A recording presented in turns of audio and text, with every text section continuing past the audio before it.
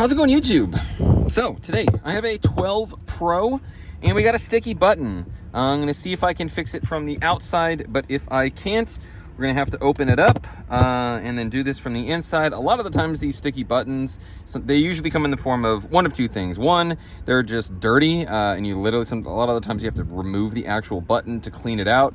And you're not actually replacing anything. That may be this. Other times it's like a dented or a jammed button, in which case you're going to follow exactly the same steps, but you're obviously going to actually replace the part.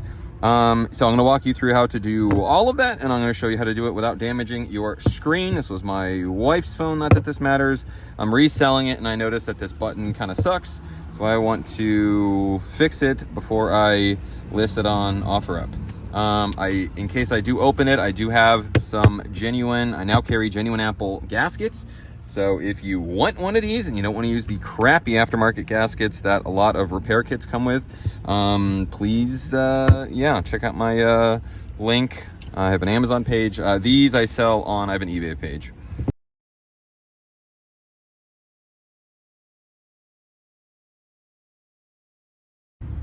So this actually improved it quite a bit. So I was having a hard time earlier. Next, you can try basically using a blade, or sometimes you can also use a combination of this stuff called, I think it's called Fun Tack or Blue Tack, but it can get in to crevices. A lot of the times I use it for ear speaker cleanings, but it has other purposes. So, I mean, honestly, obviously, if you get to this point, there's really no need to open the phone unless you really want that characteristic click back. Yeah, and volume buttons are not doing too great either. Now, honestly, this is largely resolved, but I'm going to open it up anyway. Now, the number one trick for removing a screen on any of the newer model iPhones, 12, 13, 14, 15, is using...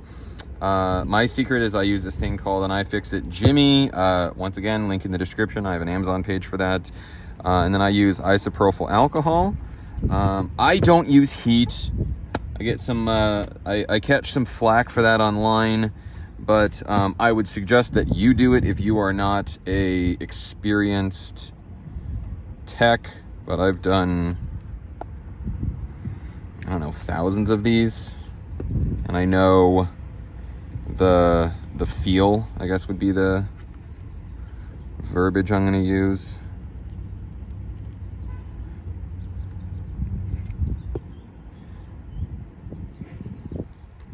Generally, once I get the screen open,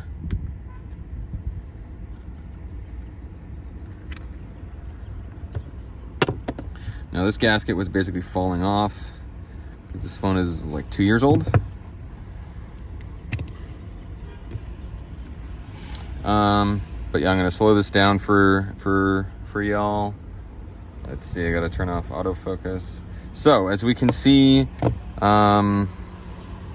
if you need to heat up the screen, or what I do is just apply a few drops. It's an OLED device, so you're not gonna damage anything, or you're not gonna damage the screen. You know, don't go crazy with it. But yeah. But then as far as getting the screen off, so if your screen is here, really you just want to rock it back and forth. Sometimes I need to apply a little bit of heat. Sometimes I need to put a few drops of alcohol in. But ultimately what we're trying to get past is this little bracket right there and that little bracket right there.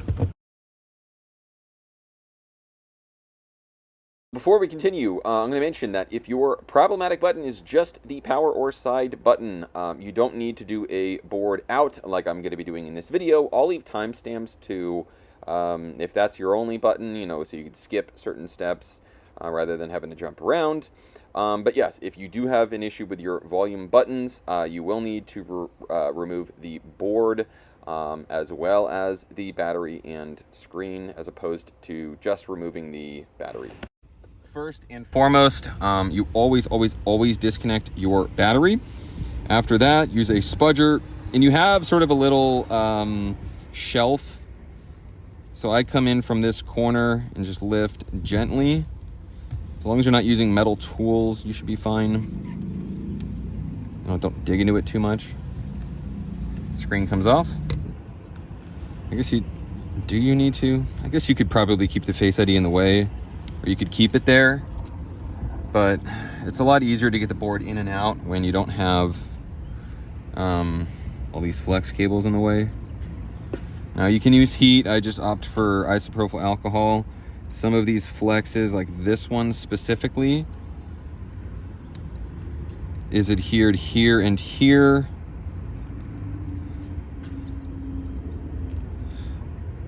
Once again, as long as you apply it on just the flex cable, you'll be fine. All right, next, we're gonna have to remove the battery. Now, I have a video that shows you what to do if all of these battery tabs tear, but the largest is this one, then this one, and then these are almost an afterthought. So as long as you can get past these two first, you should be fine. Ideally, you want to remove your loudspeaker. It just makes it so that you're able to pull these out at a much shallower angle. Instead of pulling it up at like this angle, you're pulling it up at this angle. So they're less likely to tear. So I like to do that, and then once you sort of have the battery tab wrapped around your tweezers, I apply some ISO above and below.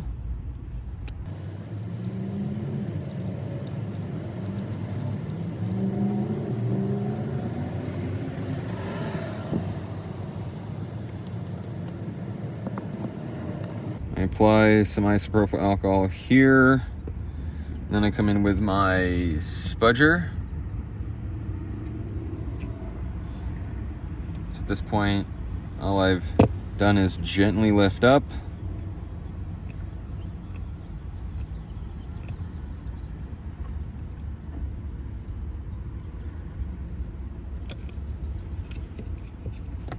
And let the isopropyl alcohol do the work.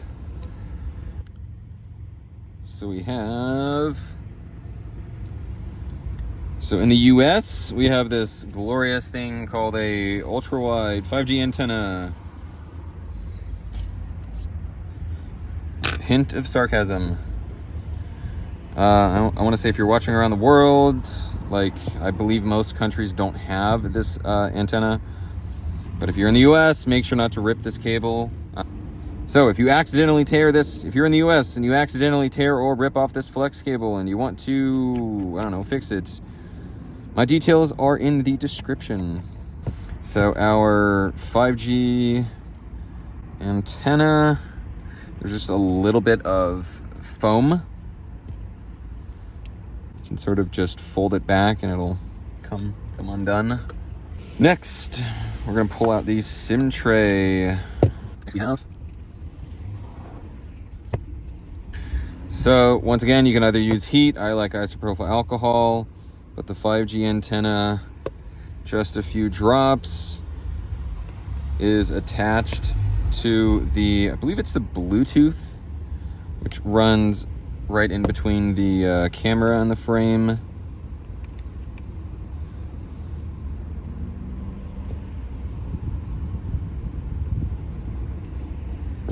And we have the Power Flex cable, which sits underneath this little dude for some reason.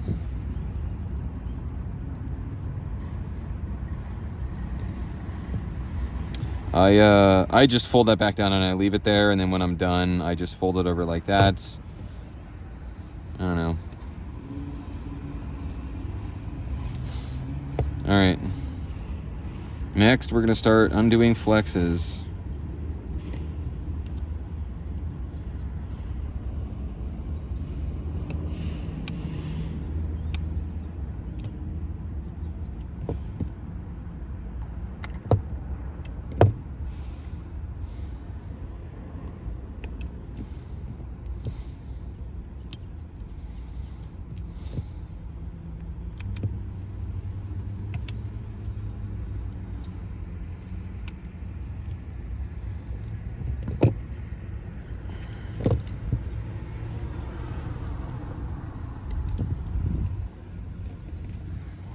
All right.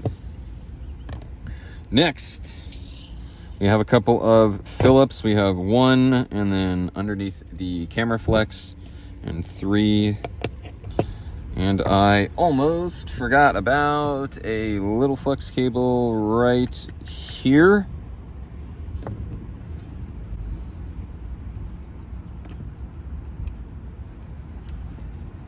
This thing comes undone really easy. You sort of just nudge it in like that. To remove the board, I start from the bottom.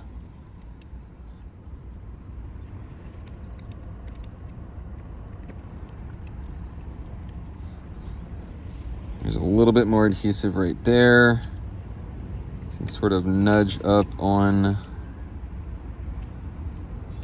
There we go.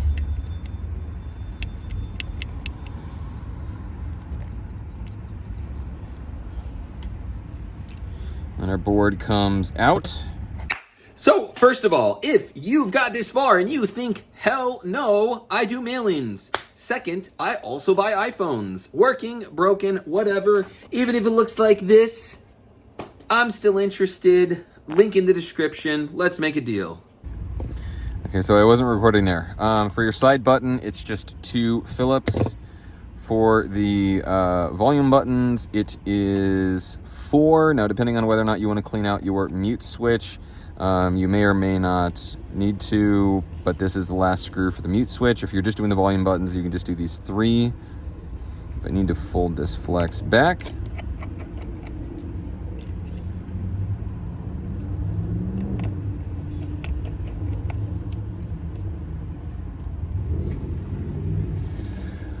Once again, you can use heat. I use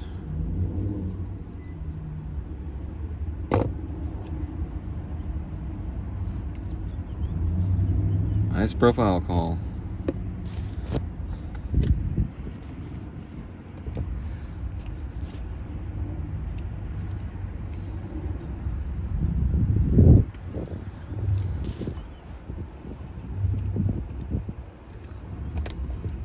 Now,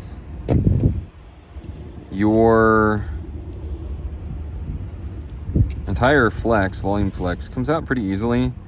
So you just want to sort of fold this off to the side to get to your volume buttons. We are going to remove these hook. You sort of just nudge over. Let's do that again. So I'm going to push this way gently.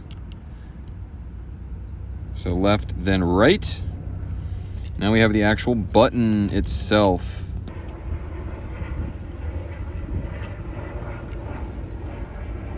Here we go. Push your button in. Whatever button you're working on, push it in. And then this bracket sort of rotates counterclockwise. And then we pull it right out. Same thing here, push in. Counterclockwise, rotate up. These are the same size, so if you mix them up, who cares? Next, for our buttons, these things are just gonna pop right out.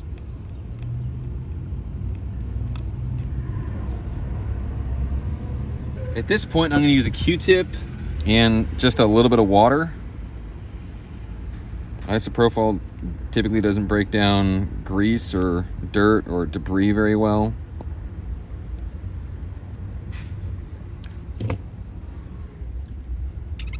Maybe some, but only after checking that our actual button, surprisingly, a lot of the times there's a bunch of crud on the bottom side of the button, but it's not here. So we're gonna check the sides of the button.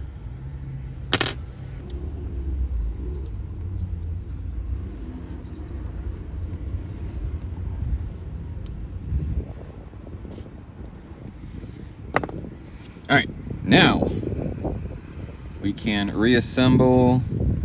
So button first, I can already tell that this feels a lot smoother.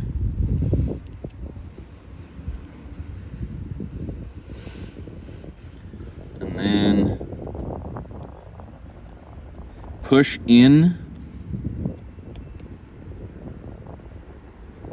Same thing, push in on the button.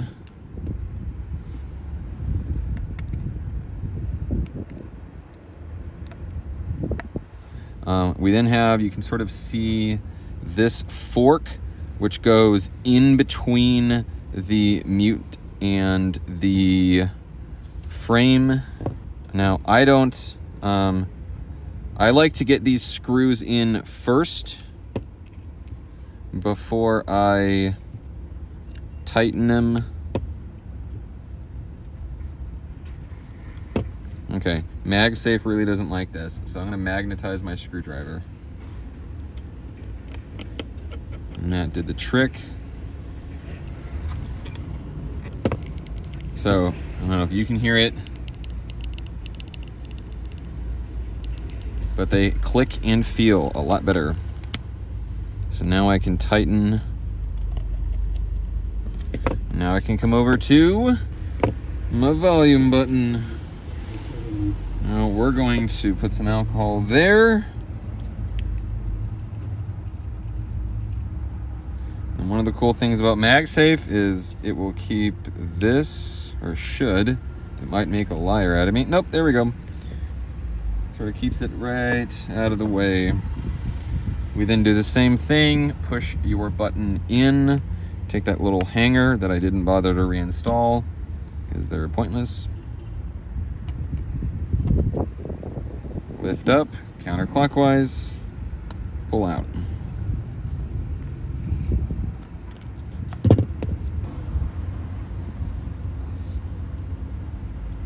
Considering how well these didn't work, or how much these didn't work, I thought they were going to be a lot dirtier.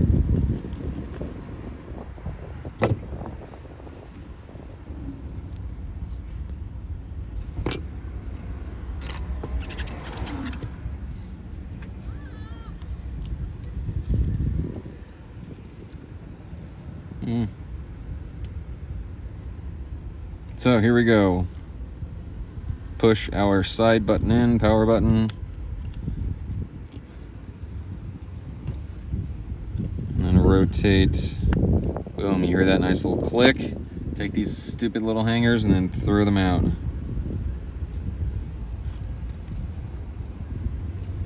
If you think I'm wrong, leave a comment.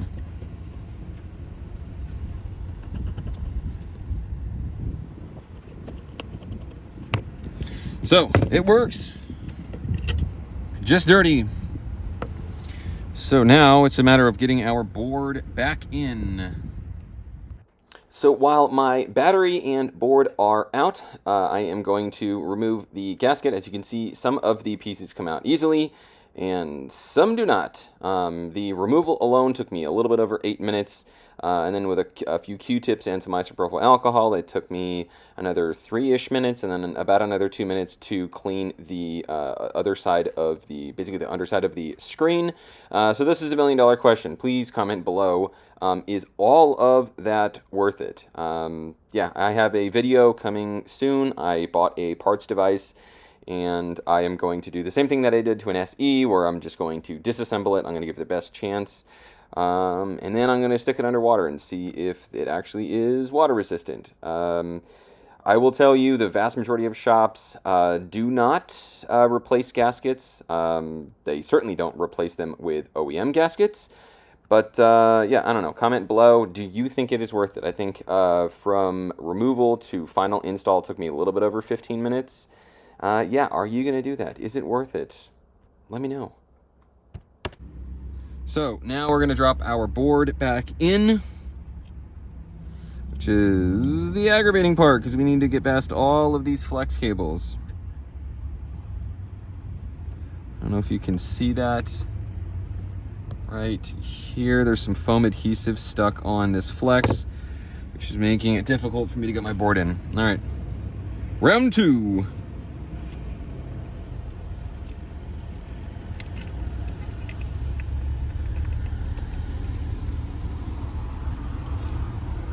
All right.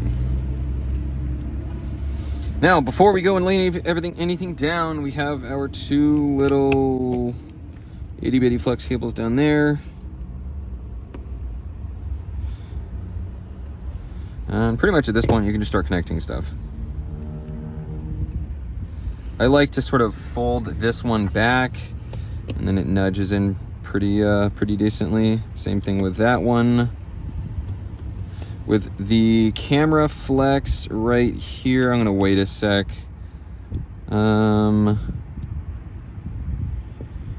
Let's see. There's 1, 2. I got ahead of myself because we have a Phillips right here. Now we can connect camera. Now I like to do a right-left or left-right motion as opposed to just pressing dead center, as you can accidentally damage your flex. You can bow it. Yeah, don't do that.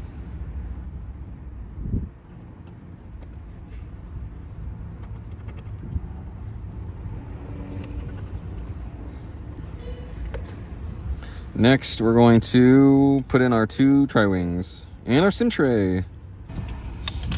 Now, battery adhesive is by no means necessary, but it is nice because it makes it a lot easier to get back into your phone, or if you need to, I don't know, do something else. So rather than just laying down glue, or I don't know what people use. I saw Scotch tape where somebody wrapped it in a circle, and I thought that was hilarious. Now, my battery installation technique goes something like this. It's out of habit for other models, but we sort of stretch our flex out. We then come in and connect our battery. The point is that we know wherever we lay it at this point, our battery flex will have proper reach. If you do it the other way around, sometimes it's too high or too low, or you're spending too much time messing around with it. Now, I realize it said it took 11.5 minutes, but if you really want to go the extra mile, you're going to clean off your screen here.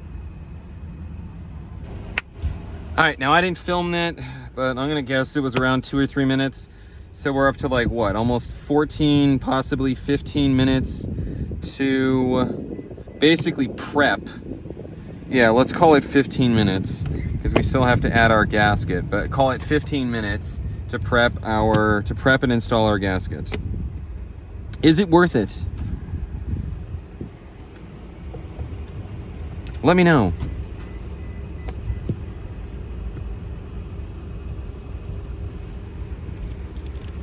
Now, your camera, basically there's this little sort of, how do I say this post right here. You need to get this part of the flex. So we're going to sort of come in this way at a downward angle.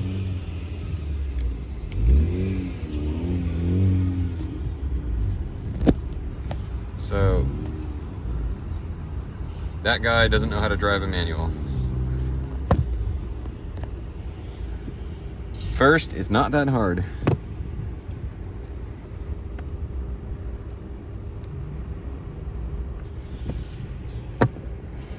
All right, now we install our gasket.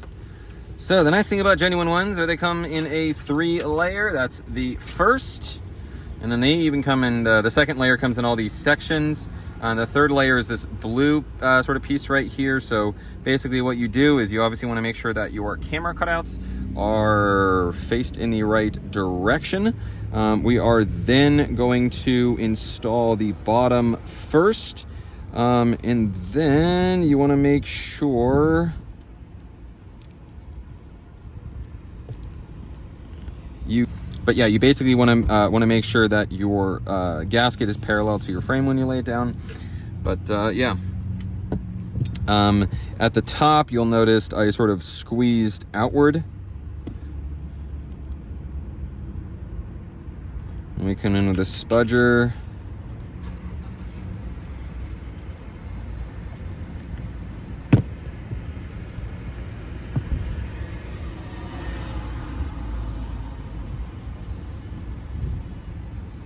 All right, now we're gonna remove the second layer. You can pretty much start anywhere. I'm gonna start here. But you wanna make sure to try to leave this blue portion in place. And this will come off in sections.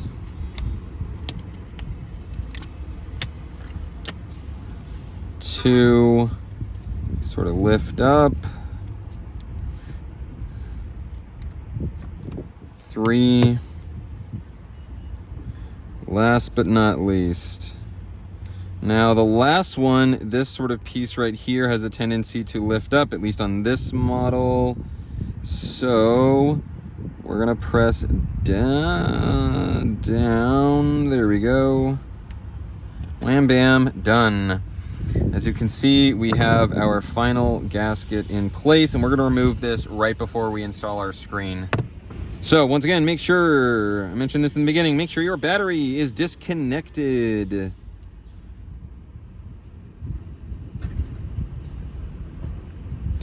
The long and the short of it is that, nope. With your flex here, yeah, I guess you don't need it, there we go. Then we can connect. So now we can remove our little gasket strips.